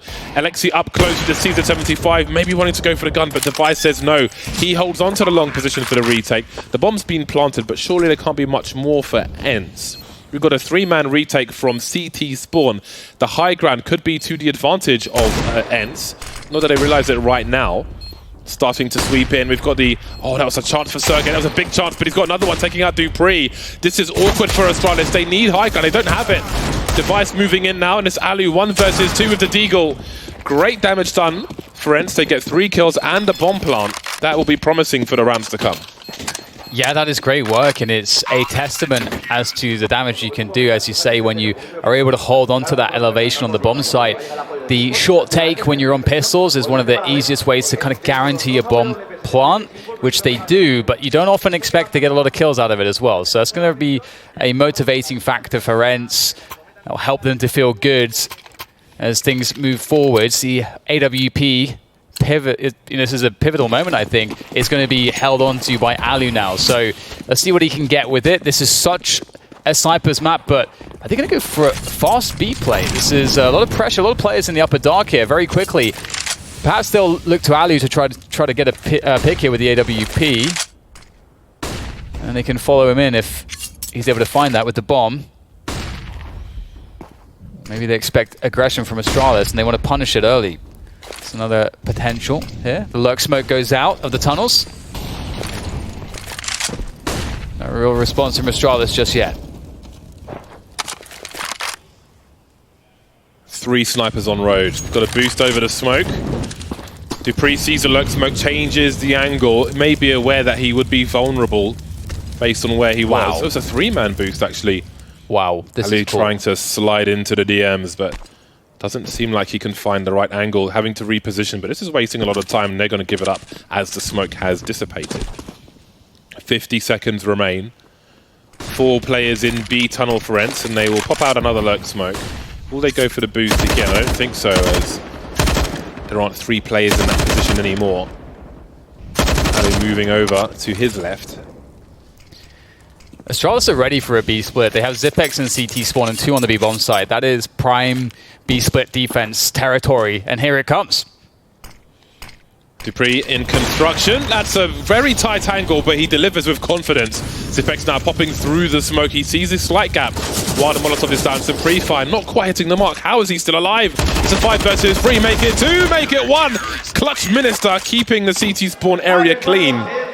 Rest of the Astralis cleaning up elsewhere. I don't think they lost anybody in that round. Very happy, satisfied with that. Just another day in the office for Astralis so far. 6-1, they are on fire. Yeah, and you can see how awkward that was, that round. And it's in a position where they didn't really get all that much information around the map. They were kind of planning around that AWP pick towards B, which, again, that boost failed. As you said, like, wasted a bunch of time. Very awkward round, but making things simple here, going for a slightly delayed long take, which will be deterred for the moment by, well, for many more moments now that the smoke's gone down. And we have a very forward position from Glaive, sitting straight in front of that smoke with the Orc, and he's going to block them as they come through. Oh my! He still takes one straight to the face, but Device is rearing his head now to keep things honest on the long, and he's going to see that this is completely clear, and there's no way through the long position. How often does that happen? Standing in front of the smoke like that's normally to your advantage. Maybe reading that he would be alone in the pit. Either way, they get a frag, but not quite control of long. Maybe they assume they do, but Zipex is in position there. And that leaves Device alone around that car position.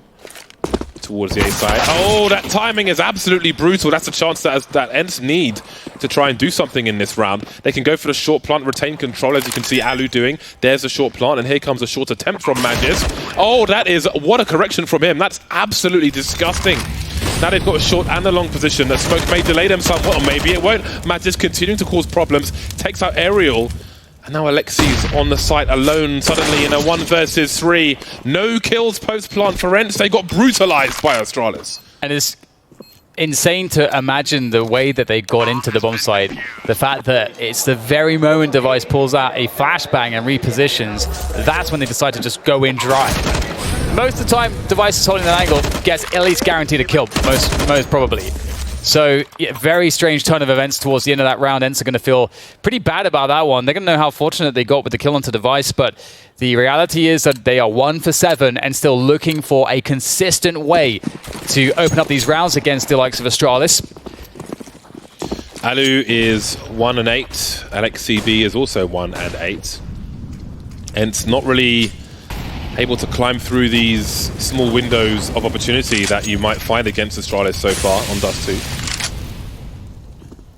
4 defuse kits on the 5 Astralis players, just Device without. Comfortable with the AWP. Retakes have almost been a formality in the 8 rounds we've seen so far here on Dust 2. dupreeh looking for info. He hears a Soundkeeper player dropping, and he'll have to drop back to the B bomb site just in case of a burst. Those are the flashbangs as well, which may suggest that there is a T lurking through those double doors, but looks like Ents wants Astralis to worry about mid, maybe to gravitate towards CT spawn while they focus on A. Astralis have as good of a setup on A as you can hope to have, except maybe it's nice to have someone tucked behind the graffiti as well, but they'll actually see Xyp9x going a bit deeper than that, and he's going to spot 3 players dropping down to attack Device. Xyp9x, can he lighten the load? He tries to do so. Device does survive. They hold on to long Astralis, which is pivotal, considering the fact that they have lost the bomb site now. Glaive will get taken down through the smoke as Device operates now from the pit position with the AWP. So the bomb's going to go down in this 3 versus 3. Still looking like this is anyone's as Device looks towards the site. He's got a lot of nades here. Just will creep forwards. Up the slope he goes, slow and steady, but very methodical, pays off, but it's up to Device in the 1 versus 2 now. Lining up for a double peek. I remember a triple peek from Vox many years ago in this position, but Sergey will be enough even with the smoke up, and that will be another round for Ents, a much needed round. I've noticed that repeatedly Ents have been trying to pull CT players of Astralis into that mid position for when they go to A. They're trying to weaken the hold of the A bomber site, but Astralis haven't really been buying those fakes from them in as far as the CT spawn area and B are concerned. As you mentioned, they had a really solid setup, as good as you would want on the A bomb site. On this occasion, it wasn't enough for Astralis, but Ents need to continue that success. They need to string rounds together. They've only got 2 so far. You can see Device creeping around the smoke. Ali will trade for his teammate. Some HEs towards the short position. Those have been very common as well, and are doing big damage this time. X7 taken out by Glaive, always responsible for long, but there's another player in that long position. Yeah, not really good positioning coming in from the CTs here. Stuck down in the CT spawn area, and it's very difficult to make that work. Good shot from Alu. Will make things even worse here for Astralis, and their money is certainly not looking that good at this point, so they will decide to go for the save. And you can see that Ents are finding a lot of success and consistency now, going for these A splits. And that is much welcomed, because after that string of dominant performances from Astralis, Ents have finally cracked it, or one would imagine, because Astralis now are going to start to feel that, okay, Ents, we're seeing a pattern here. They're really going for these A splits. They're not really threatening, those B plays. And then the question of mind games comes in. Is that when they're going to throw B play at us? Or are they just going to keep doing what works? If it ain't broke, don't fix it. That's the question.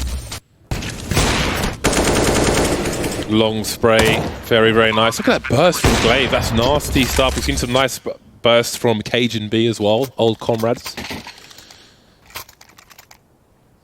Countrymen.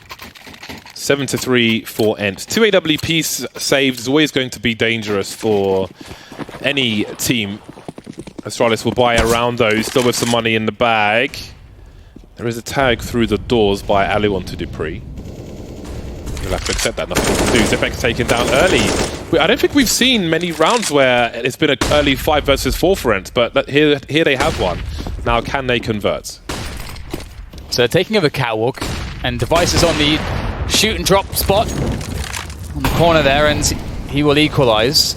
However, again, Ents, they've been hitting this A bomb site repeatedly, and at this point, because the rotation for the A and B players of Astralis is so far to help one another, it doesn't really matter where Ents go. As long as they do it with good coordination and utility usage and have good pacing behind the attack, it doesn't matter which bomb site they pick. And it looks like they are choosing to go towards A. And it looks like they're choosing to go towards long, which actually makes a lot of sense because they can shut down Device better if they're able to just get through these doors. This is the big problem.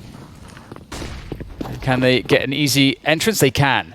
So now Glaive has to get a multi-kill to really make this one work and keep the pressure off Device, smoking himself off. Now there's problems here for Ents. He needs that flashbang from Device, Glaive. The smoke in the pit as well, but he will be taken care of. Device holding onto the flashbang, using the smoke instead. This time it doesn't work out. That smoke will create space. It does allow him to back off somewhat, although it could still be dangerous. Hiding in the smoke for now, X7 with a pre-fire. A lot of directional sound cues for Device, but he hears him running away from long. That's information for his teammates, and he will see where's everyone gone. X7 in some kind of bait position, though, behind the blue position. Device has given no sound cues away. Makes no assumptions, sees no one's in the pit. Not fast enough this time. A successful bait, but it is the CTs who will win the round by timeouts. Ooh, they can't replenish the orb that was lost there as well. Perhaps this could be a time to switch things up, now that Astralis no longer have a double orb setup.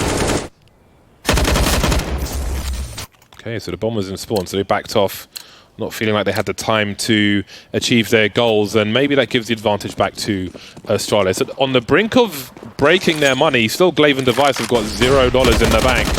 Maybe there's still a chance for Ent to still have a good buy for the most part. Alexi B down to the Galil, but we've seen some successful sprays so far.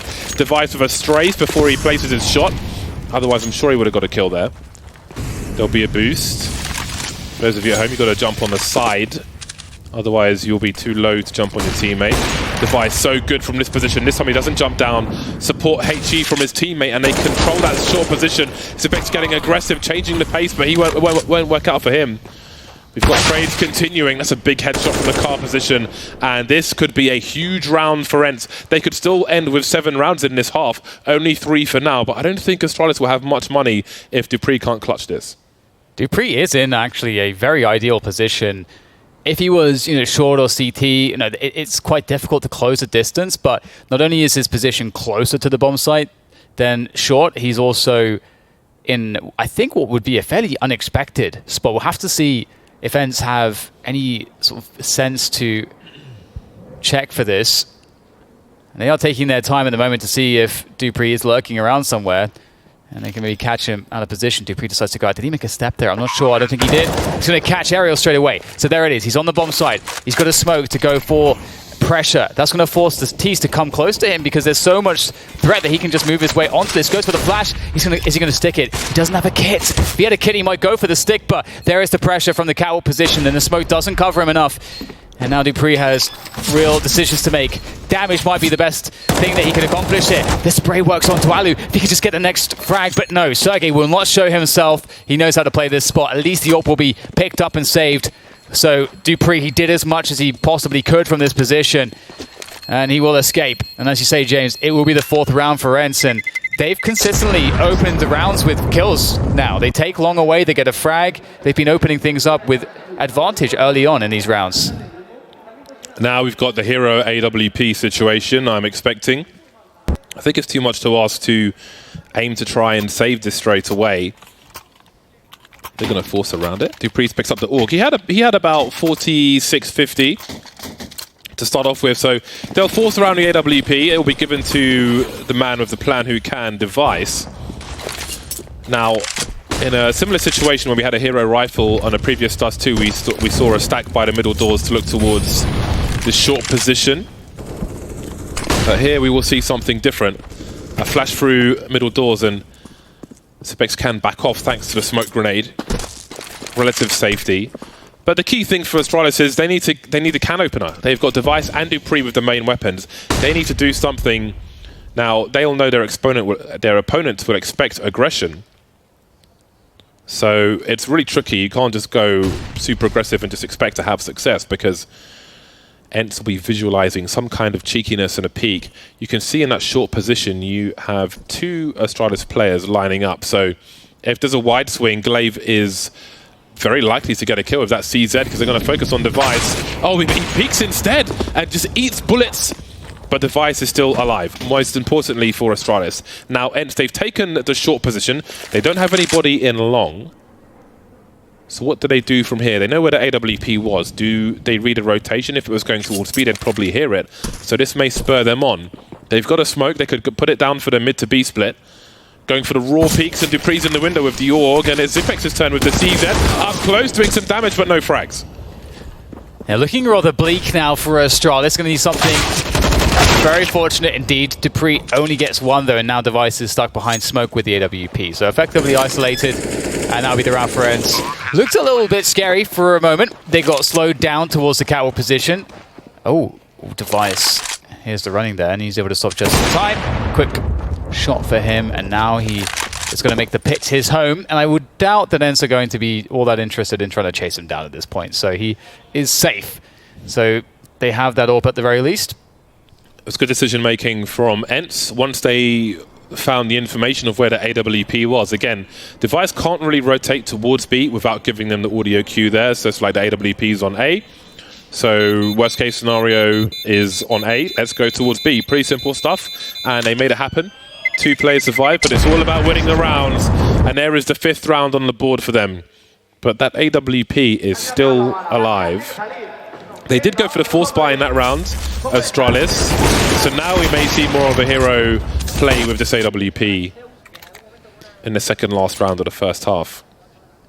I've been enjoying ENCE and how they play around the A-bomb side. Obviously, that's where they found all their success.